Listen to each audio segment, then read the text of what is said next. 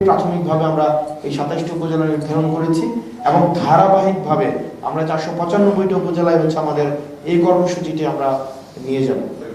ইতিমধ্যে আপনারা জানেন যে জুলাই পদযাত্রার মধ্য দিয়ে আমরা সারা বাংলাদেশে প্রত্যেকটা জেলায় যাওয়ার চেষ্টা করেছি। সেখানে মানুষের যে নতুন রাজনীতির আকাঙ্ক্ষা তৈরি হয়েছে, বিচার এবং সংস্কারের আকাঙ্ক্ষা তৈরি হয়েছে, একটি সুষ্ঠু, নিরপেক্ষ, অবাধ, অন্তর্ভুক্তিমূলক নির্বাচন আয়োজনের জন্য মানুষের যে আকাঙ্ক্ষা তৈরি হয়েছে আমরা সেটি মানুষের মধ্যে দেখতে পেয়েছি।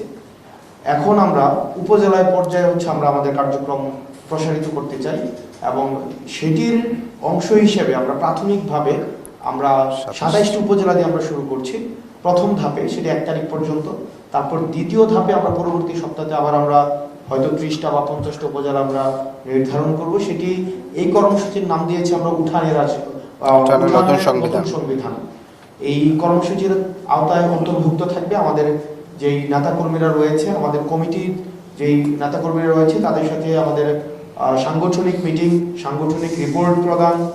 দ্বিতীয়ত আমাদের এই যে বিচার সংস্কার, নতুন সংবিধানের দাবি, আমাদের গণপরিষদের দাবি এবং গণপরিষদ এবং সংসদ যে আগামী নির্বাচনে কিভাবে আমরা সংস্কার কার্যক্রম অন্তর্ভুক্ত করতে পারি সেই বিষয়গুলো প্রান্তিক জনপদের সবাইকে পৌঁছে দেওয়ার অংশ হিসেবে প্রাথমিকভাবে আমরা এই 27টি উপজেলা নির্ধারণ করেছি এবং ধারাবাহিকভাবে আমরা 495টি উপজেলায় আমাদের এই কর্মসূচিটি আমরা নিয়ে যাব।